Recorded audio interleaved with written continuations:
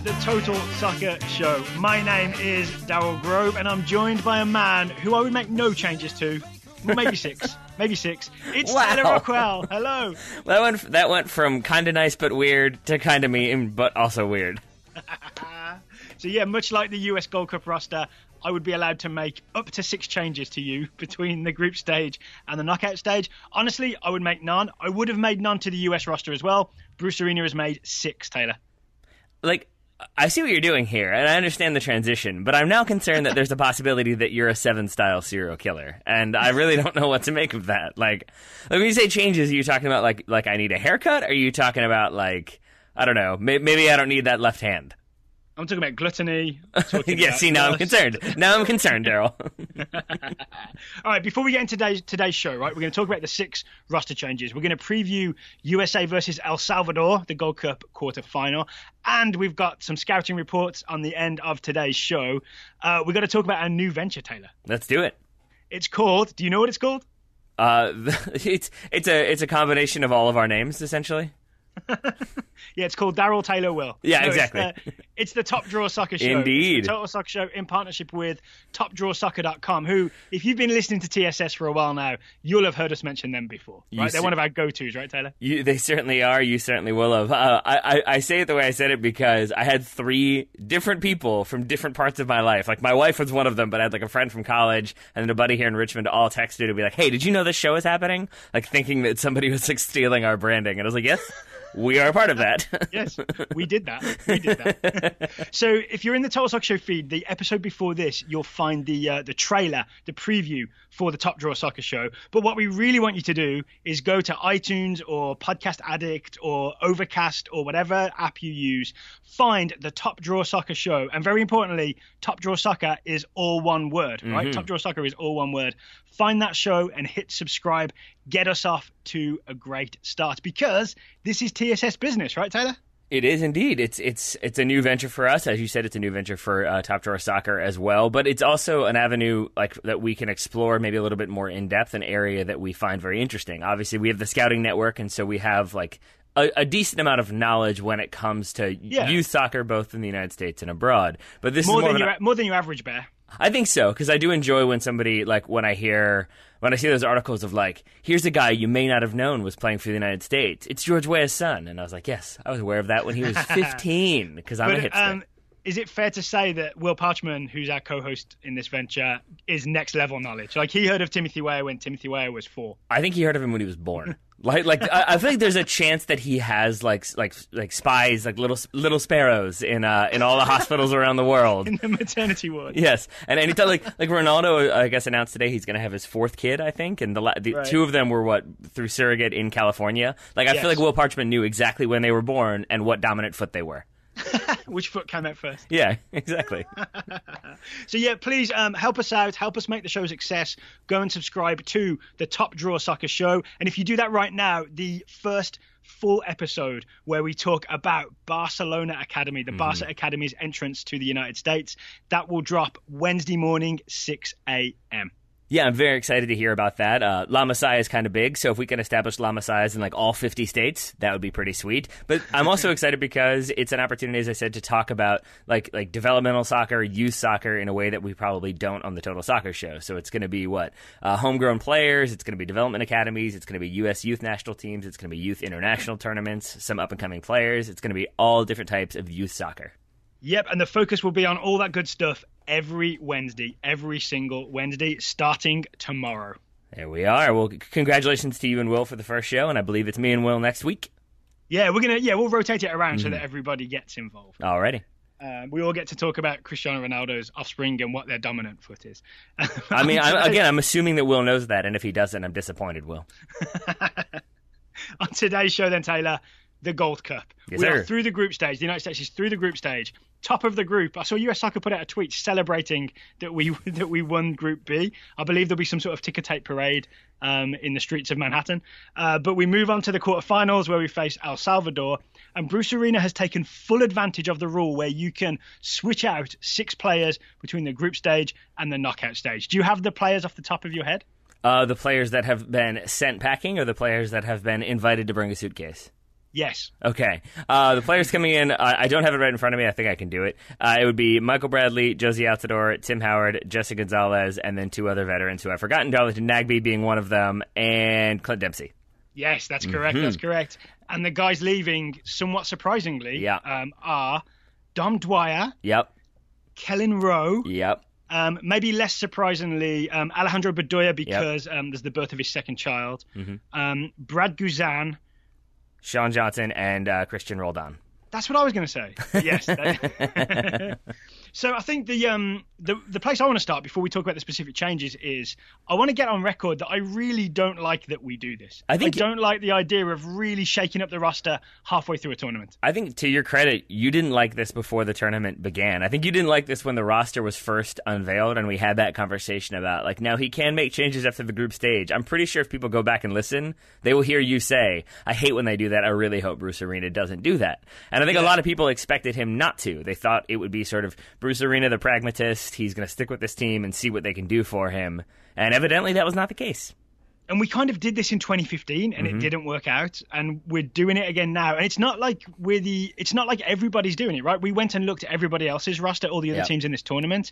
And for example, Canada brought in just Kyle Larin, which obviously is an upgrade, but I think the reason he wasn't there to begin with was maybe because of that DUI business. Yeah, some personal issues, Costa Rica, I think, made 4 changes, but they were all injury related. It's not that they brought in big names that had missed out to begin with, like Keylor Navas. And I believe Mexico have made 0 changes. That is correct, at least as of recording, which means they probably will not make any. So I'm curious then, what is it like? Is there anything like specifically that you don't like about this, or is it just kind of all of the different objections to it? Because there are really several different reasons why people might not like the opportunity to change 6 people.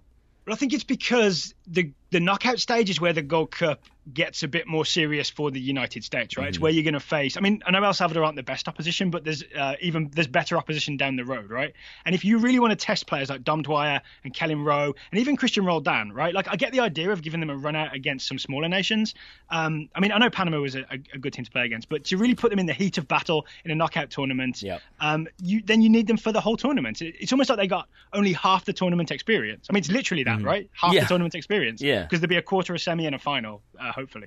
And not only that, but I mean, they got half the tournament experience in a group stage that was Panama and then Nicaragua and Martinique. And so it's like you do feel like they're a little bit hard done by that. Like Kellen Rowe, for example, if it comes down to it and they're deciding between him and, say, Joe Corona, and Joe Corona, scores a goal in the knockout round, then maybe it's sort of like, well, he did perform at a higher level coming out of that tournament, and Kellen Rowe was never really afforded that opportunity. And I know it's a different situation, but I look at that Germany Confederations Cup win where they went with a B team and won it with a B team. And then you just sort of, that whole team now has that experience together. This is kind of like the cavalry came in when we didn't necessarily need them, right?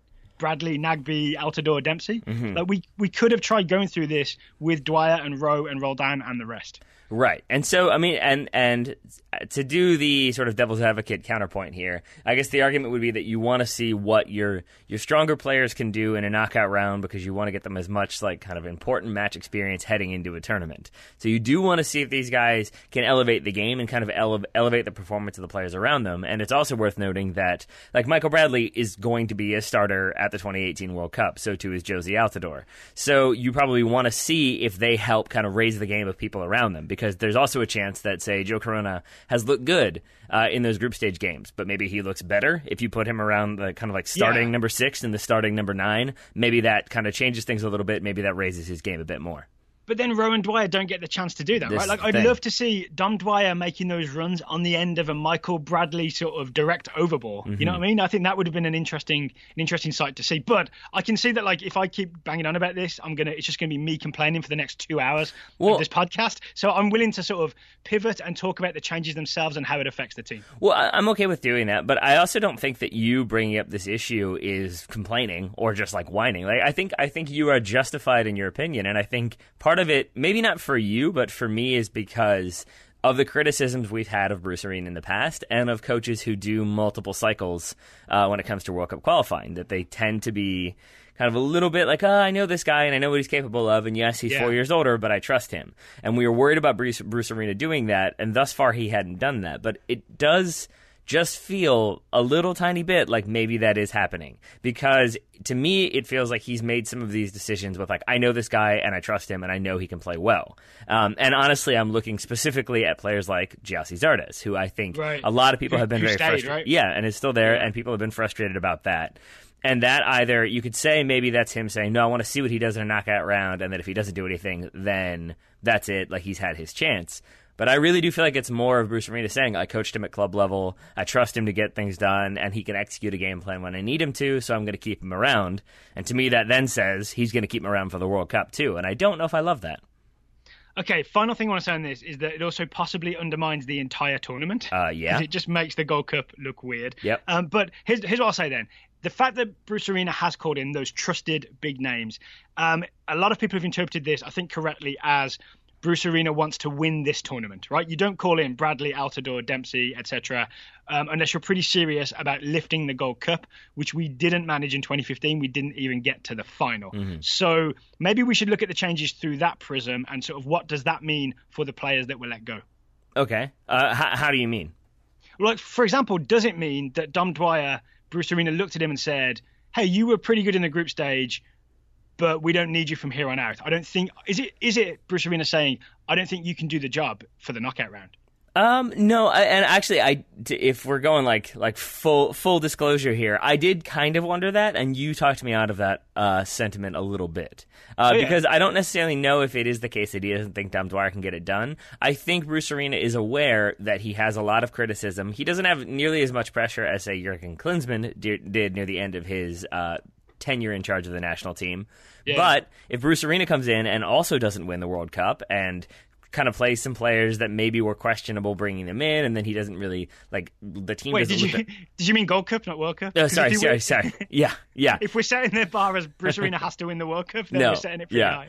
But if he doesn't win the Gold Cup and the U.S. didn't really look like that convincing in those first three group stage games, and he sticks with the guys, even if he wants to say it was an experimental team and we wanted to see what these players were capable of, the end result is still going to be that people are frustrated because the United States failed to perform yet again in a Gold Cup. So he probably has to keep that in the back of his head a little bit. Whereas if he brings in the veterans, the United States wins the Gold Cup, they're in better position in World Cup qualifying as well. So suddenly it looks like, oh, he's just come in, he's right of the ship, and we're all good. And if you ignore sort of some of the stuff underneath the surface, then that is sort of the appropriate narrative.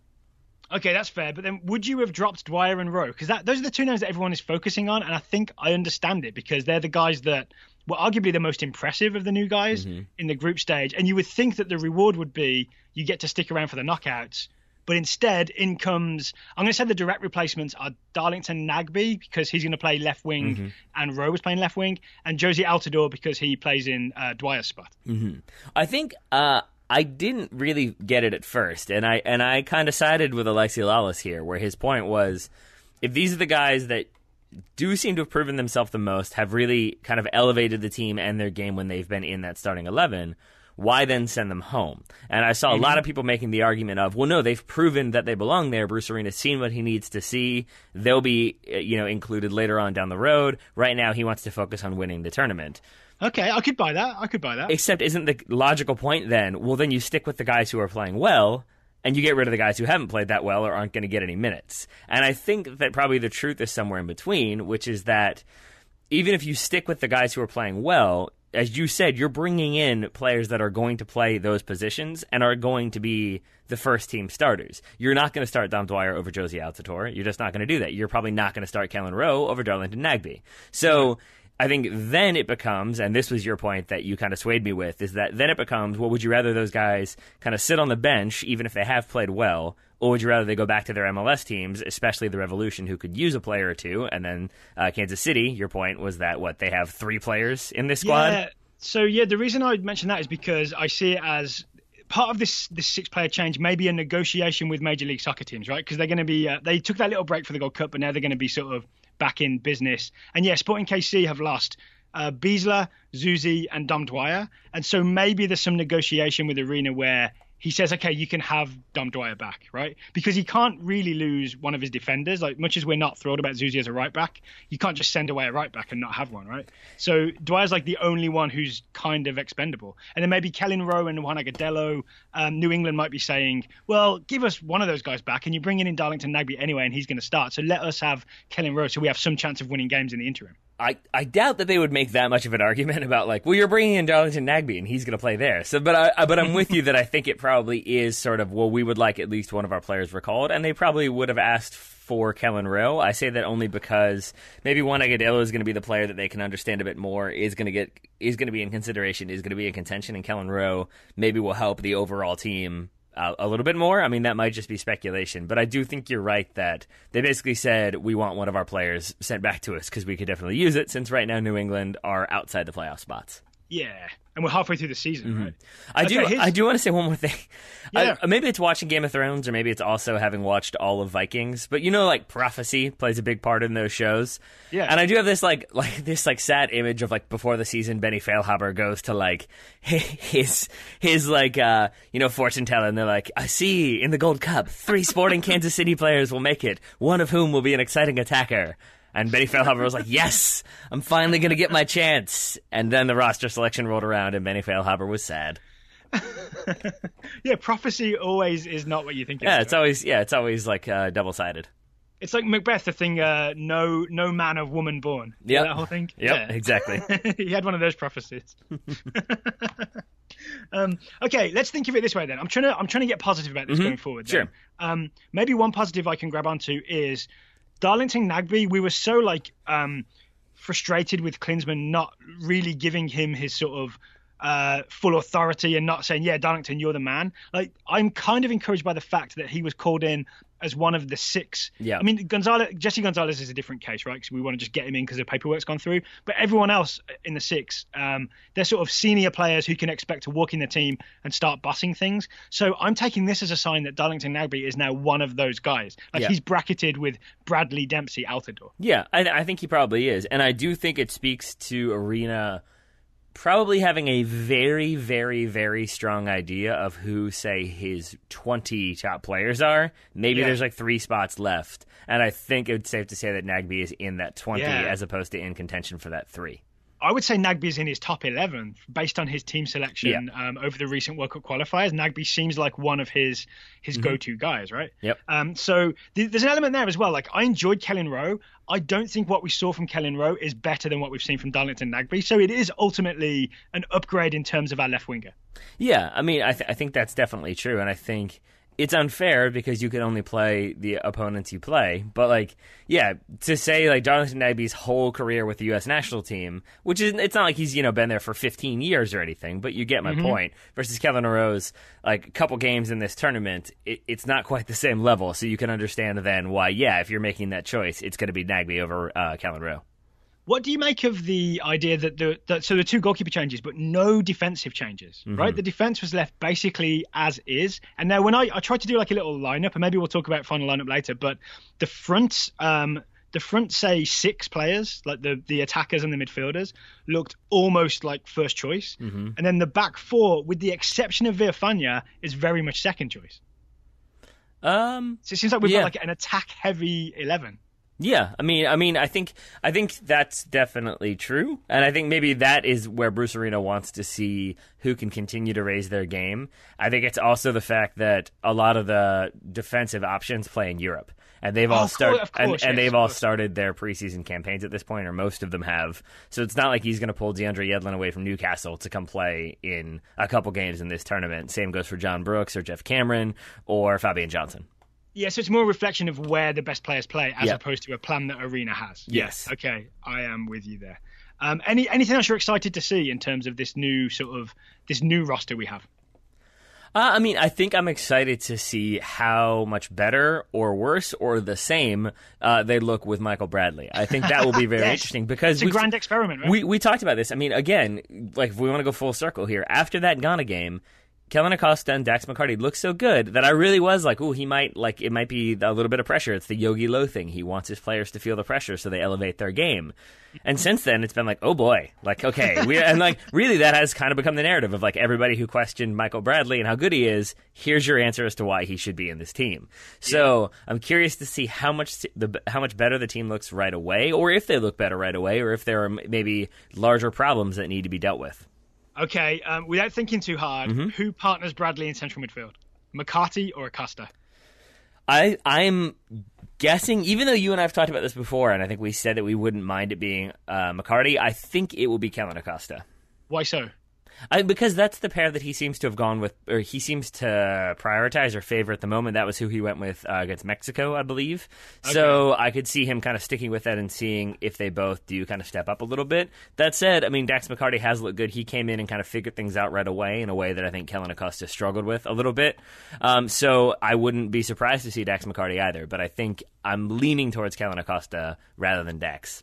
I think I'd like to see McCarty with Bradley just because we haven't seen it. It's more just a curiosity than I'm necessarily convinced that it's exactly what we need. Because it would be weird having, I don't know if it's good or weird to have two guys that are demanding the ball the whole time. It could be great. It could be what the US midfield needs, or it could get confusing. Because McCarty could sort of like be in Bradley's long, bold shadow. And then again, I mean, I'm with you on that. And it's also like, it also goes back to, what does Bruce Arena want to get out of this? Does he want to see, like, who can like kind of switch off playing that role with Michael Bradley, because that might change who starts there? Or does he want to see, say, if Kellen Acosta can step his game up a little bit and be a more attack-minded midfielder? He struggled with that a little bit in this tournament, and that seems to be maybe one drawback to his game. So maybe Arena wants to push him, challenge him, see if he can kind of make that jump when the time really matters. Or the special secret option could be we play sort of a 4-1-3-2 and Bradley sits deep, and then it's like three attacking midfielders ahead of him and then two strikers ahead of him. That's one way to go. One more thing before we move on to El Salvador. I want to remind you of something. The last time Bruce Arena and Clint Dempsey worked together in terms of Dempsey getting on the field, it ended with Dempsey yelling at Bruce Arena as he was subbed off. It was an angry Clint Dempsey. It was. Yeah, so that's going to be... I'm assuming that things have been patched up because Dempsey still wants to play and Arena still wants him involved. But there's definitely some tension, or there was some tension there in that World Cup qualifier before the Mexico game. Yeah, I think I'm just going to go with the kind of more obvious narrative there, which is that I think Clint Dempsey is very competitive and likes being on the field, and I think wanted to score the goal that would have brought him level or made him the all-time goal scorer. Yeah. So I think he wanted that. I think he probably also knew that maybe he wasn't going to get that many minutes against Mexico, so maybe there was just some frustration there, or maybe it was that Clint Dempsey felt like he didn't get the service he needed, or maybe the game plan just didn't quite fit. Either way, I think it was genuine frustration there, but I imagine it's sort of the frustration that two veteran professionals are kind of familiar with.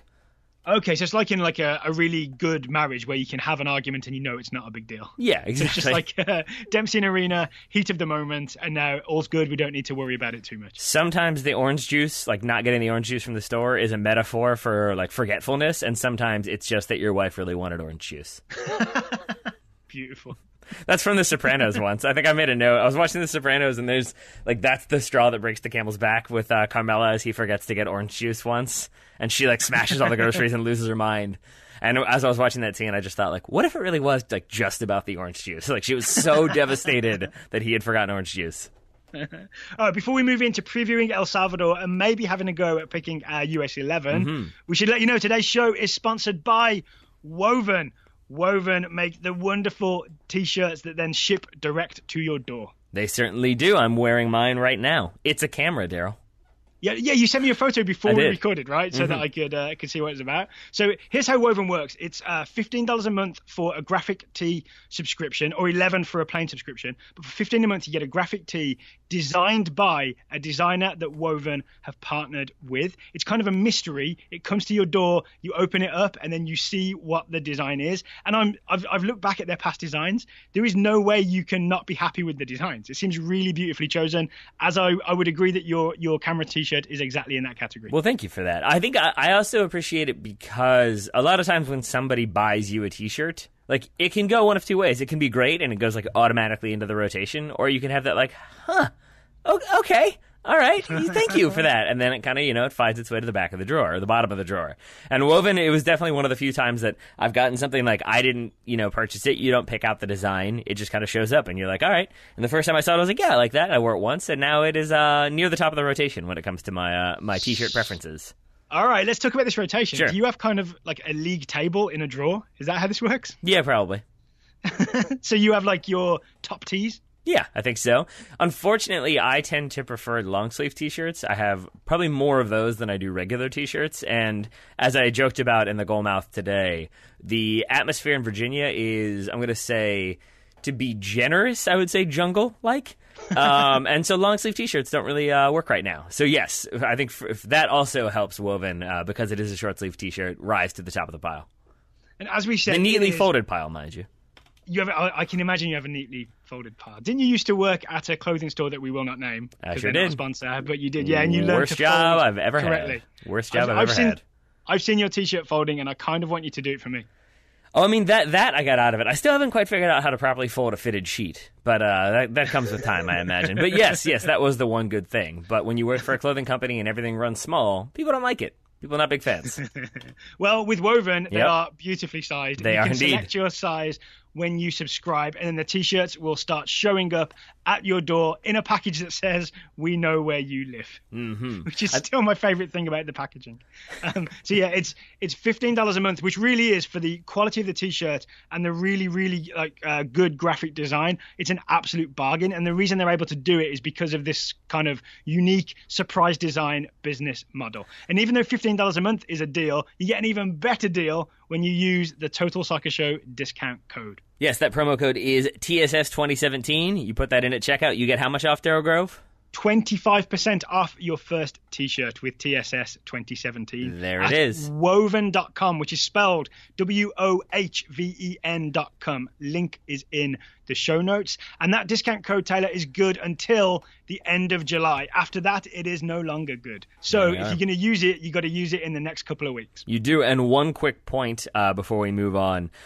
If you are a person who is maybe like just between a medium and a large, or just between a large and an extra large, I will say that they fit. Like, it's not one of those things where you buy a large and it's actually like a double XL, and it's not one of those things where you buy a large and it's a small. Like, they fit exactly how you want them to. So it's I would say if you are like just between a large and an XL, go with that large and you should be pleased. I read the description on the Woven website, and it said the T-shirts are kind of pleasantly tight, like tight in that it like shows your figure, but not in an every donut you've ever eaten kind of way. Yeah, I very much appreciate that.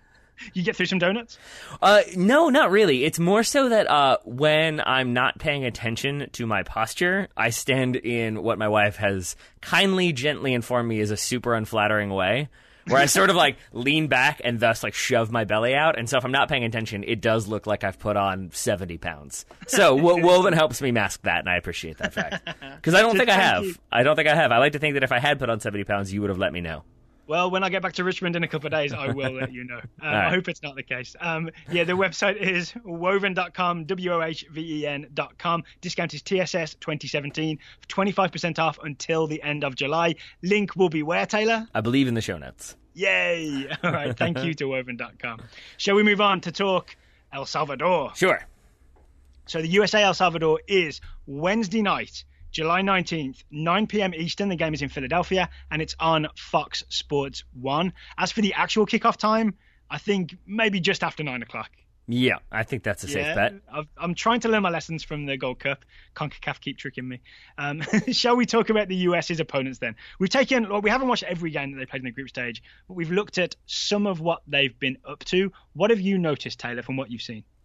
I have noticed that they are a more technical team than I think I would have expected El Salvador to be. They look pretty good in possession, especially in that final group stage game against Jamaica. I was really impressed by how they were able to move the ball around. There are definitely some moments that I think are opportunities for the United States, but overall, I thought they did a really good job both of like playing the ball simple, but then playing this kind of high-risk, high-reward passes, and a lot of that comes about because of the movement. I think there's a lot of fluidity in that starting 11, and I think they do a good job of showing and supporting and making smart runs at smart times.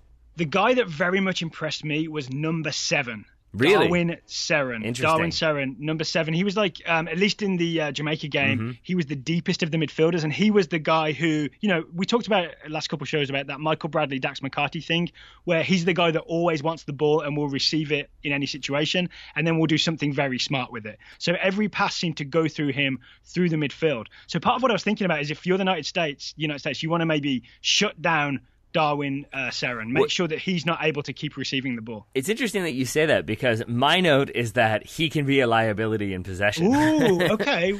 Because on several different occasions against Jamaica, he would, so you're absolutely right that he'll be the one to kind of drop in and he'll want that ball. I think Orellana, who starts in the middle with him as well, number 12. Yeah, he'll be number 12, yeah. He does a good job of sitting in as well, especially on defense. I feel like he is the one who is more inclined to drop back immediately and kind of shield that back four. But you're right that Seren is the one who's going to drop in, try to get the ball, turn, and play it out of pressure.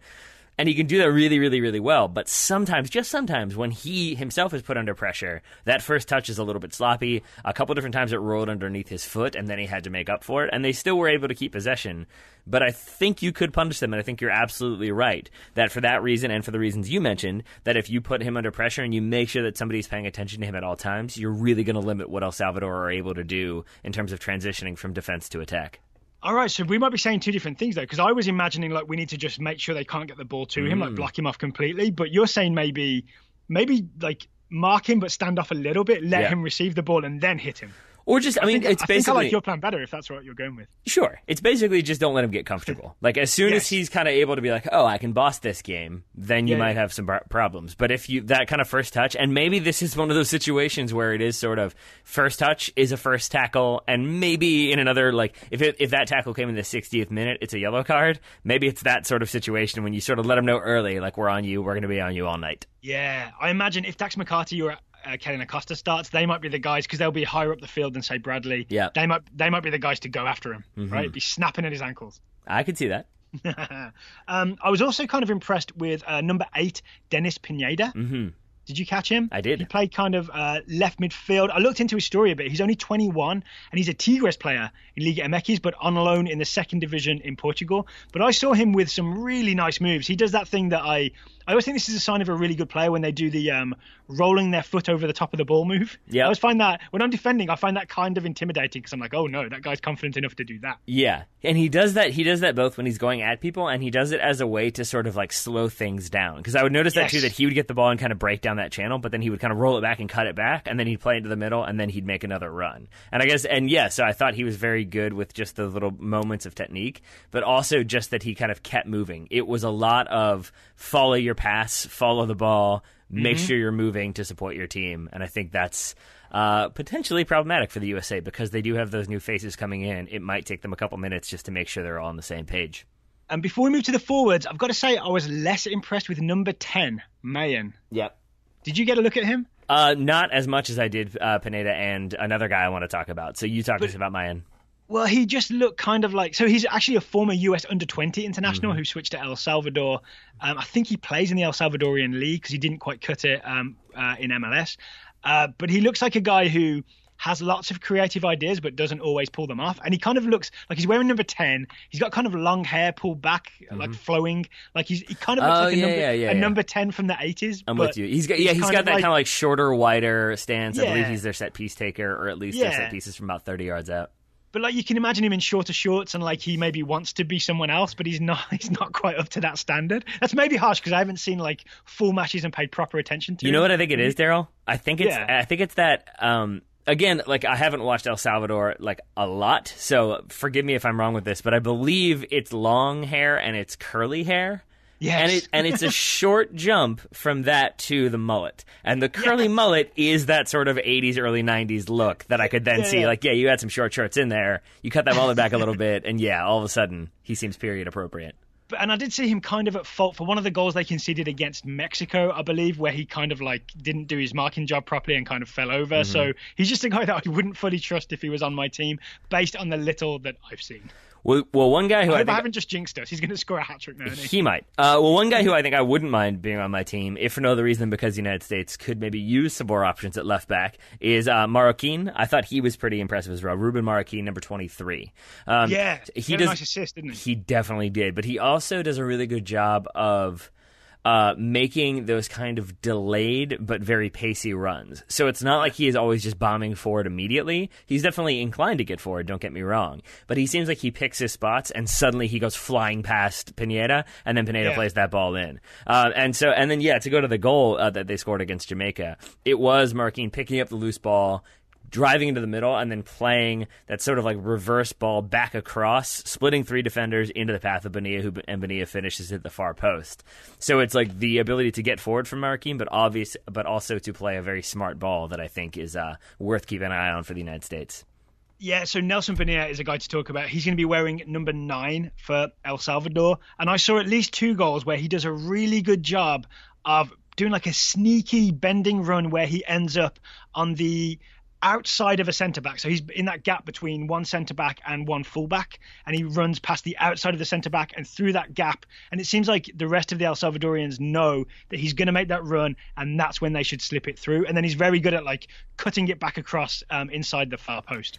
I'll say this, though. As long as whoever starts in goal doesn't bite too much, then we should be Tim okay. Howard? It's definitely Tim Howard in goal, right? I don't know. Jesse Gonzalez could be in there. Yeah, it's Tim Howard. But if you go back and watch that goal, I don't know if I still can't decide if he Bonilla does anything to make this happen. But basically, Andre Blake is in the right position, and at the last second, he jumps to hug the near post.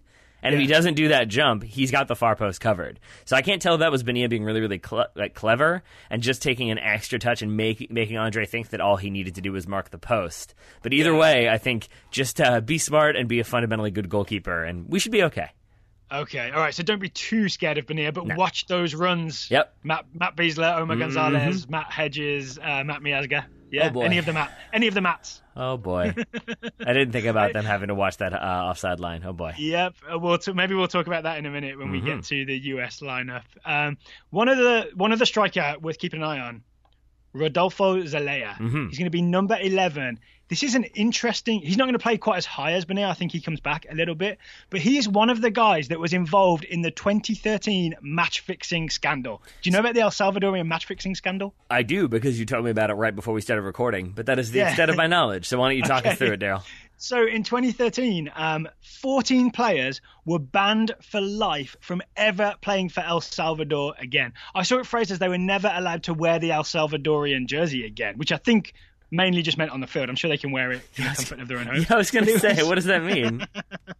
But it was because of, in 2010, apparently, the team was accused of fixing 4 matches, including a 2-1 friendly defeat to the United States. So 14 players banned for life, can never play for El Salvador again. It was an absolute sort of disgrace where El Salvadorian fans lost faith in their team. Imagine if you found that out about the United States. Imagine if we found out that the reason we lost against Jamaica in 2015 was because the players threw the game, right? It would take a long time for you to trust and love the national team again, right? I mean, maybe. On the other hand, I'd be like, all right, well, at least we got an excuse now. You'd be like, oh, that makes sense. Yeah. So number 11, Rodolfo Zelaya, was not one of the 14 banned for life. He was sort of accused of being slightly involved but not fully involved and received a lengthy ban. But apparently it was a big deal that he was recalled to this team. Like number 7, Darwin Seren, apparently had spoken out saying he should not be on this team, but now they've had to learn to get along. Interesting. So there's a whole bunch of drama going on with El Salvador in that sense. But I also see it as kind of, they'll be very motivated to prove to their fans that, you know, those days are behind us by beating one of the teams that they were accused of throwing the match against. I mean, that's definitely part of it for sure, but I would say the other part is that it's the United States. And anytime a Central American country has an opportunity to beat the United States and embarrass them in a decently major tournament, I think they're going to really want to take that opportunity. Okay, so they'd love to do that. But do you ever see any other weak points that the US could try to attack? Because I've got one to share with you. What you got? Crossing. I saw at least a couple goals and a penalty conceded from really weak defending from crossing, including one that I think it was against Mexico. No, it was against Jamaica, where the defender, I can't remember which centre-back, but he just kind of fluffed at the ball and ended up handballing it. Gave away a penalty kick that Darren Mattocks converted. So I really think El Salvador do not do well with crosses. So if Darlington Nabby could float a couple in, or if Zardes or Pontius, maybe if someone can float some crosses in, I think we'll be doing just fine. Graham Zusi might be the guy. And I think that maybe that speaks to the larger point that I would make, which is that I think if the United States play aggressively, I think they will be the better for it. Because I do now firmly believe that part of the Martinique problem, when the United States played Martinique, eventually getting the 3-2 win, but not looking very convincing, I really do believe that it was an element of Bruce Arena saying, do not get caught on the break, don't overcommit yourselves, and that slowly translated into stay at home and don't get caught on the counter. And I think that was our criticism of McCarthy and was it McCarthy and Acosta in that game, or was it Roldan? It was them, but it was the center backs as well, not really stepping, kind of looking to drop off as opposed to looking to step and break up plays. But I think if the United States can go at El Salvador, I did see on a number of occasions when Jamaica chose to do that you would see those sloppy passes, you would see some bad first touches, and there were 3 or 4 occasions in the first half alone when Jamaica put El Salvador under pressure and they would try to pass back to one of the center backs and just pass in between them, and suddenly there was sort of a 50-50 ball, and it was a little bit of a foot race. And so I think if the United States come out, are aggressive in the crossing, trying to get men forward, trying to get bodies in the box, trying to put El Salvador under pressure, there's a chance that they could get a goal inside the first 10 or 15 minutes and then really control the game from there. All right, so be brave, Bruce Arena. Yep. Be brave, United States. Just kind of go for it, right? Go and give it the best you can in terms of pressing El Salvador, not sitting back too much. Really go at them. I would like that. Okay. What would you like to see in terms of a starting 11? I really wouldn't mind seeing a somewhat more experimental one. I wouldn't mind seeing Gyasi Gonzalez start. I really wouldn't. I don't think he will, but I wouldn't mind it. So no, he's there to work with Bruce Arena for a few weeks and work with Tim Howard, and kind of it's more like a getting to know you situation, I think, right? Yes, you're probably right, but at this point we've been wrong on a couple of occasions about what we think Bruce Arena is going to do. You might have been. I never was. So you never know, but I think it's probably going to be Tim Howard. I think if we are going to go with the kind of proactive, aggressive approach, I would probably rather see a starting center back pair that doesn't include Omar Gonzalez. Yeah, we've been harsh on him, but with good reason, right? So yeah, if I was picking a lineup, he would not be in it. Yeah, I don't think so. I think I would probably go with Matt Beasler and maybe Matt Hedges, just to see if the two of them have more chemistry or can work better together. I wouldn't mind seeing Matt Miazga either. Obviously, he got the crucial third goal, so maybe you reward his goal-scoring prowess with another start. Okay, so it's either Beasler and Miazga or Beasler and Hedges centre-backs for us, right? Yeah. I imagine Villafana at left-back? Yeah, I think so. That was one of the not non-changes that I was surprised by. I really did think Greg Garza would get some minutes in this tournament. I did think he would be one of the ones maybe called in. Maybe his spot went to Gyasi Gonzalez. So yeah, with that in mind, I think it probably will be Jorge Villafana, and I think he is probably right now the number 2/1B left back for the United States. Yeah, well, who's number 1? If you're asking me, I would say Fabian Johnson, but who knows if that's where he's going to play. I think for Bruce Arena, Villafana is numero uno. I mean, DeMarcus Beasley also up there, right? Is it? Oh, of course. How could I forget about DMB? Yeah, and I guess it's just been so long since we've seen Fabian Johnson because there have been experimental teams and then there have been injury issues. So I kind of forget that, he has been more of an attacking player for the United States. That said, he hasn't always looked great as an attacking player for the United States under Bruce Arena, so who knows? So I would say that's a whole other conversation. Yeah. So Villafana, but we're happy with it tomorrow as well, right? Because he's done nothing wrong so far. Yeah, and then on the right side, I think I would rather see Eric Lehigh because I would rather see what he can do. I'd rather just see more of him to see if maybe he does deserve more looks. But I think if you're going with the sort of aggressive attacking approach and you want us to get balls into the box, that might be Graham Zusi. I think the same thing. Yeah, I want to see Eric Lehigh, but Graham Zusi makes a lot more tactical sense, right? Because he's going to get forward more and cross more and play more balls in. I know Lehigh had that one assist that he played along the floor, but he is not the same sort of crosser as Graham Zusi. No, he's not. Oh, and Zusi up against Pineda, after everything we've said about him, number 8, Dennis Pineda, that's another test for Graham Zusi that I'm not confident he will pass defensively. All right. And then in the center midfield, I think probably, I would lean towards Bradley and Acosta. I wouldn't mind seeing Bradley and McCarty, but I think it's going to be Bradley Acosta. And then, obviously, I want to see Christian Pulisic at number 10.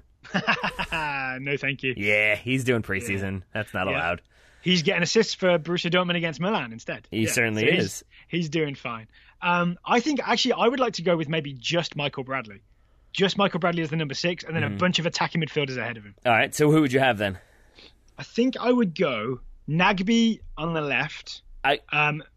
Yeah, I think I've already figured this one out based on you just saying you want to go more attacking, and I think I'm gonna get and I think I'm gonna get mad because I think I know what you're gonna say.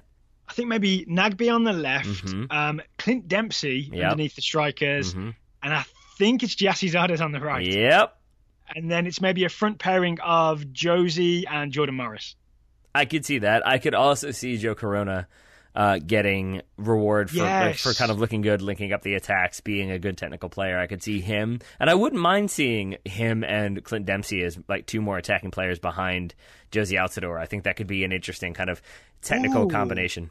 Okay, I think I just said technical 4 times. I apologize. No, but I'm into it. So Bradley is the holding number 6 type guy, right? Then Joe Corona like slightly ahead of Michael Bradley. Then ahead of him, there's like a partnership of Altidore and Dempsey. Yeah.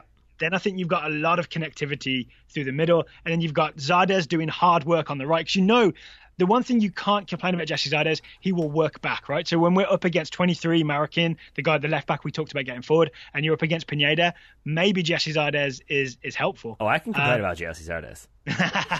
The other option is Chris Pontius, which is the kind of he crept onto the roster at the last minute when I forgot the name of when Kenny Saif had to pull out with injury, and then he stayed on when Kellen Rowe was sent home. Chris Pontius still there, and I think maybe it's because Bruce Arena forgot he was there. No, I think it's because Bruce Arena liked what he saw. Because one thing we didn't talk about too much is the game against, and I'm going to try and pronounce this correctly, Nicaragua. Is that better? Nicaragua. Nicaragua. Pontius actually put in several good crosses from the right. He did. So he may have impressed on the right wing. So it's not impossible that we see him, especially if El Salvador susceptible to crosses. And it is. I think you're right there. And I think it's also going back to that game.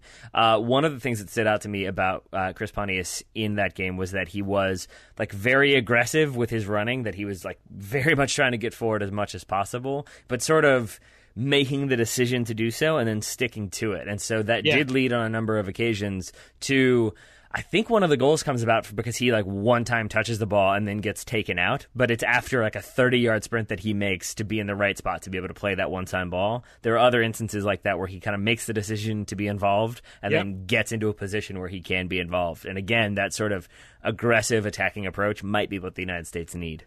And he was also involved in the pressing. Do you remember it was Pontius and Zuzi were pressing on the right to win the ball back for one of the goals? So he was definitely useful in that sense as well. So maybe Chris Pontius on the right. It's not impossible. All right, but Jesse Gonzalez in goal. I'm glad we agree. Okay, so the game is... Anything else to say before we move on? Go USA. Go USA. The game is Wednesday. I do have something to say. Something to say. Can we stop with the Iceland chant, please? Can we stop with that? Who, me? Just everyone. Like, because... First of all, it's Iceland. Like, they are as close as you can get to Vikings. And that is like a Viking thing. It's the intimidating clap, stomp chant. But, like, it's also because they were so unified in doing it. And they had so many people doing it that it made it that much more intense because it was all coming from, like, one part of the stadium in the Euros. And it was this, like, super loud, intimidating thing. Yeah. And then all these other, like, countries, it's not just the United States, but lots of other national teams and clubs have tried to do it. And it always ends up with, like... people kind of clapping at the wrong time, and then like I've heard a couple where it just fades out, like they just kind of lose interest, like other stuff happens, and so it's like that's why I think Iceland did a very good job of using it selectively, specifically near the end of games. Okay, that's a rant I was not expecting, but I kind of agree because it's less impressive. The less coordinated it gets, the less impressive it is, right? Because the whole point of that is that it's coordinated. It just reminds me of when like I was in middle school and I would like hear. I think like one of the first comedy albums I ever heard was like a Dennis Leary CD, courtesy of my father. I think I was 10. So that would have been elementary school. But then like I remember in middle school, like I would regurgitate it and people would think it was hilarious because I was basically using someone else's material, like thinking that no one else had heard it. And it does feel a little bit like that, where it's like, oh, like nobody else knows where this came from. And it's like, no, everybody watched the Euros, man. Everybody knows. Everybody knows. It was on ESPN. Yeah. And then I got busted for it too one day. Somebody was like, isn't that Dennis Leary? I was like, yes. Like so. Basically, don't be a joke thief and don't be a chant thief. That's all I'm saying. Don't be a clap thief. Yeah, exactly. The game is Wednesday night, Fox Sports 1, 9 p.m. Eastern kickoff, or probably just beyond that. We will not have a quick take, hot take, will we, Taylor? We will not. Because we have some other stuff going on. We have Richmond versus Swansea City. Richmond Kickers versus Swansea City will be that evening. And then also View Behind the Curtain. I'm on deadline for some copywriting I have to do for early the next morning. But you will have a review show with a special guest. And I won't say who that is just in case it's not fully firmed up. Okie dokie. I'll leave it at that. So, yeah, there will be a review show, but I will not be involved. But sometimes that's for the best. Yeah. You're supposed to argue with me, but okay, fine. I know I was. That's why I didn't. And then I'll be back in Richmond late on Thursday, and then normal Total Soccer Show service will resume. On Monday. On Monday. Before that, Taylor, we've got some scouting to do. We sure do. Lots of reports to catch up on, so let's get to it. Starting with Stanton Thomas, scouting Benjamin Pavard. That's probably not how you pronounce that because he's French. 21-year-old French defender for VfB Stuttgart for now. Stanton says that Pavard helped Stuttgart get promoted last season, but it doesn't look like he'll be getting any Bundesliga minutes because he's reportedly heading home to France. Nice manager Lucien Favre, I'm going to go with that one, is looking to bring him in. That's the Ben Stiller something about Mary pronunciation. I think it's like Favre is what Ben Stiller goes with. Lucien Favre is looking to bring him in, and Mets are also monitoring Pavard's situation. Moving on, Sean Dickey is scouting Weston McKennie. It's actually Weston McKennie. Weston McKennie, the 18-year-old American midfielder for Schalke. Sean says in a preseason friendly against a fifth-tier team, so qualifier there, McKennie put in a solid shift and provided 2 assists for Haji Wright, the other American at Schalke who had a pretty good day, netting 4 goals in that match. Decent. McKennie started the match due to the absence of Bentaleb and Goretzka. We know both of those guys. But the good news is it looks like he will be in the manager's plans this season. So, yeah, even though it's fifth-tier opposition, it's Weston McKennie making his mark in pre-season, possibly getting a start for Schalke. Up next, Jonathan Penny. He wrote, yes, that one. So I'm going to go with Jonathan, yes, that one, Penny. Is there a more famous Jonathan Penny? I wondered that. I chose not to look it up. He's scouting Keita Balde Diao, the 22-year-old Senegalese attacker for Lazio, again for now. Diao became a regular starter for Lazio this past season, scoring 16 goals in the process. As a result, he's been linked with a move to several different clubs, including West Ham, who, as of the time that I transcribed these all into one Google Doc, are reportedly set to break their transfer record to sign him. All right, check Sky Sports News for updates. Yes. Mike Weiss is scouting Angel Correa, the 22-year-old Argentinian attacker for Atletico Madrid. For now. Mike says that according to the latest transfer rumours, there we go, Liverpool have bid £25 million for the youngster and are eager for him to head to the Kop to play for Klopp. Yeah, he is exactly the type of Jurgen Klopp player from what I've seen of Angel Correa. Sort of short, fast, dangerous.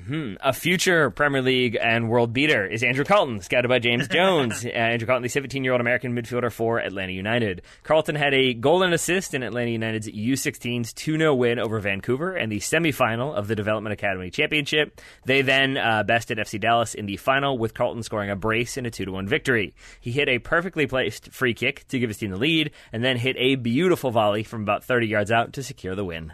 I saw those 2 goals on Twitter. Incredible goals, yeah. And if you want to hear more about the Development Academy Championship, then you should listen to Wednesday's Top Drawer Soccer Show. Will Parchman gets into it with me. Lots of interesting details about that. Plug those plugs. I plugged. Well Up done. next, Nick Caters is scouting Panos Armenakas, the 18-year-old Australian attacking midfielder for Udinese. Armenakas will spend the upcoming season on loan at AFC Tubize in Belgium's 3rd division. He looked likely to get first team minutes last season, but then Udinese fired their coach and Armenakas was left to fend for himself in the team's youth side. He signed an extension with Udinese through 2019, but opted for a loan to Tubize to get regular starts. There we are. Michael Fisk scouting Andreas Christensen, the 21-year-old Danish center back for Chelsea, and Matt Miazga's competition, if we want to be generous. Andreas made the matchday squad, but did not see the field in Chelsea's 8-2 drubbing of Fulham in a preseason friendly. Up next, John Adams, not that one, scouting Cheyenne Harrison, the 20-year-old English forward for Spurs. Cheyenne Harrison scored the only goal for Tottenham in a 3-1 preseason defeat to Ebbsfleet United. The match report indicated that he was the standout player for Spurs. I'm going to guess that was a weakened team if they lost to Ebbsfleet. I would say so. I would also say, if I'm going to go to the Department of Corrections for a second, so I remember John Adams signing his emails as not that one, and so I just assumed that he had been signing them that, and then you read that out on the show. I was incorrect. You were correct, Daryl Grove. You did indeed start the not that one. So well done to you, my friend. Did you go back and listen to every episode? No, I believe he tweeted it. He either emailed or tweeted us saying it was Daryl. So, John, that's a betrayal, but I understand. And I should say, full disclosure here, we talked about the Dennis Leary thing earlier. So there is another podcast I listen to called Richard Herring's Leicester Square Theatre podcast. It's a comedian that I love from the 90s. He now sort of interviews a comedian every week. I'm going to guess he's English? He's English, yeah. One of his, so Stuart Lee. I showed you some Stuart Lee stand-up, my favourite stand-up. They used to have a comedy partnership in the 90s, Lee and Herring. Oh my God. Best thing, it's incredible, best thing ever. But so he has his producer is named Chris Evans. So whenever he thanks his producer at the end, he says Chris Evans, not that one. And what I'm saying is he stole that from me. No, it's the other way around. That makes sense. Well, speaking of Matt Miazga, Doug Chan scouting Matt Miazga, the 21-year-old American center back. Daryl, you might not have known this, but Miazga started and scored in the USA's 3-0 Gold Cup win over Nicaragua. He drew praise from Landon Donovan, who commented on the defender's improved distribution as well. With Chelsea's purchase of Antonio Rudiger and the return of the aforementioned Andreas Christensen, Antonio Conte is likely to send Miazga back out on loan. No word yet. I think Doug hopes it's to a Premier League side, but it might be back to Vitesse. Who knows? Wolverhampton Wanderers.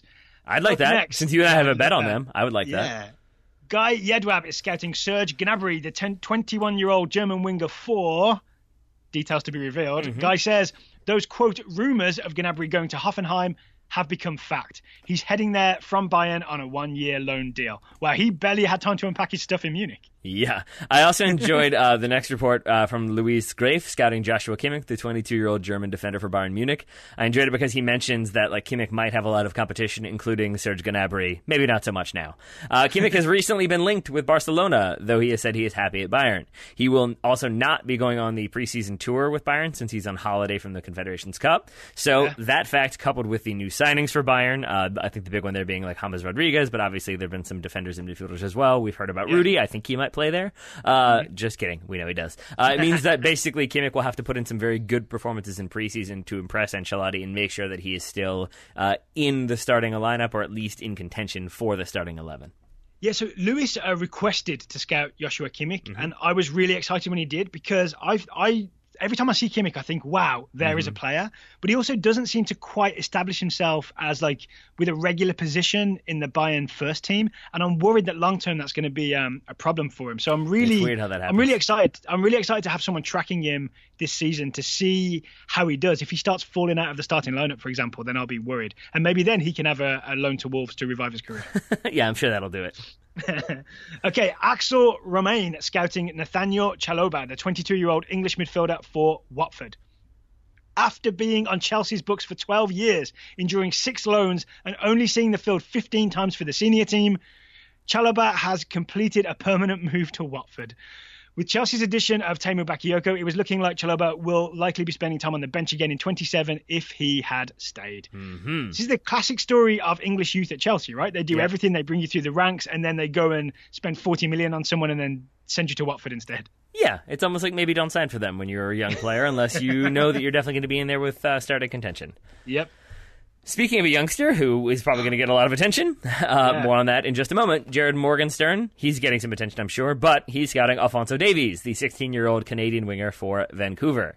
The teenager, tearing up the Gold Cup, right? There we are. Is currently tied for the Golden Boot at the Gold Cup with 3 goals in 176 minutes in the tournament. He acquired his Canadian citizenship on June 6th, so he's wasting no time in proving that he belongs with the national team. He's also being actively scouted by Manchester United, Liverpool, and Arsenal, to name a few. Watch this space, says Jared. So he's being actively scouted by Manchester United, Liverpool, Arsenal, and Jared Morgenstern. Yep. And lots of other people, I think. Final scouting report for today. Rand Konga scouting Rafik Zekini, the 19-year-old Norwegian forward for Fiorentina. Rafik made the expected move to the big time by signing a 5-year deal with Fiorentina. Hopefully he will improve on the form he was showing in the Norwegian league, where he has as many red cards won as goals also won. Yeah. Not ideal. Not ideal. All right, yeah. So thank you to, are you ready, Taylor? Deep breath. Thank you to Stanton, Sean, Jonathan, Mike, James, Nick, Michael, John, Doug, Guy, Lewis, Axel, Jared, and Rand for the scouting reports. Indeed. If you would like to join my the contribution. Total Soccer Show Scout, you just give me a breath there, right? Yep. If you would like to join the Total Soccer Show Scouting Network and scout a player, you can do so at totalsoccershow.com/join. If you have reports to send, it's totalsoccershow.com/report. But we really love to get people signed up in the Scouting Network because it supports the Total Soccer Show. totalsoccershow.com/join. Taylor, can you think of a place where we could put the link? I am still a big fan of tattooing it on your forehead. Okay, but I'll Short book of that, myself. I'll say the show notes. Yeah, I'll book myself in for the tattoo, but in the meantime, put it in the show notes. I feel like you've just said you're going to book yourself in for a tattoo. I kind of did. I didn't mean it. That's not gonna happen. That feels a bit like when you once made a specific prediction that somebody would be like literally would retire, like because they'd gotten nutmegged, and it was like, you know that these are like predictions, right? Like we're counting these, and I feel like you'd forgotten that. It was Miles Jedinak. I thought he would retire after being nutmegged by Samuel Asante when Crystal Palace played the Richmond Kickers. Did you call him Miles? Yeah, is it Mile? Yeah. Yeah, that's what I meant to say. Okay, Taylor. Now you're correcting me. I'm going to make sure we end this show. So, Taylor Rockwell, thank you for taking the time to talk to me today. Right back at you, Darren. Listeners, thank you for listening. Taylor will be with you after the USA-El Salvador game, and I'll be with you again soon after.